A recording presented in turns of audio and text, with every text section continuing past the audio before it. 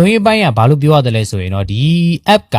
EU နိုင်ငံဖြစ်တာနဲ့အညီပေါ့နော်ယူရိုငွေ9ကျပ်ပြည့်ပြီဆိုတာနဲ့ခင်ဗျားတန်းပြီးတော့ပတ်စံထုတ်လို့ရပါတယ် Binance နဲ့ထုတ်လို့ရတယ်နောက်တစ်ခုကတော့ PayPal နဲ့လည်းရတယ်လို့ကျွန်တော်ကြားပါတယ်ကျွန်တော်လည်းပတ်စံတပြားမှမရသေးတဲ့အတွက်ကျွန်တော်လည်းအဲ့လောက်ပဲတော့ကျွန်တော်လည်းသိထားတယ်ပေါ့နော်ဖုန်ထားနေတဲ့ application ဖြစ်လို့တခြားသော information ပိုင်းတွေလာပြီးတော့ sharing လုပ်ပေးတာပေါ့နော်နောက်တစ်ခုပြောချင်တာသူ့ရဲ့အားသာချက်ရဲ့အားနည်းချက်ကဆိုတော့ဒီကောင်ရှင်းပြရမယ်ဆိုရင်နောက်ပိုင်း TikTok လိုမျိုး viral ဖြစ်လာနိုင်တယ်လို့တော့ကျွန်တော်ကတော့မြင်မိပါတယ် TikTok တို့ Facebook တို့ YouTube တို့လိုမျိုးစီကံသတ်မှတ်ချက်တွေသူစီမှာများများဆဆမရှိဘူးဒီလိုများများဆဆမရှိတာကလည်းဘယ်လိုပြောရမလဲဆိုတော့နည်းနည်းတော့ကြောက်ရပါလိမ့်မယ်နောက်တစ်ခုက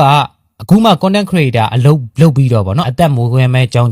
စင်မဲကြောင်းနွားပဲကြောင်းဗောနော်ဆိုတော့ကြောင်းကျင်တဲ့သူတွေအတွက်ဒါလေးကလည်းဝမ်းမှန်နိုင်တယ်လို့တော့ကျွန်တော်ကတော့မြင်ပါတယ်ဘာလို့လဲဆိုတော့ तू ကလွယ်တာ哦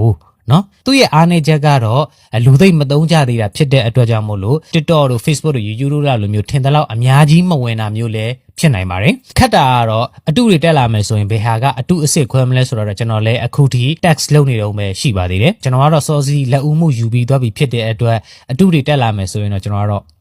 easy ပါဆိုတော့နောက်တစ်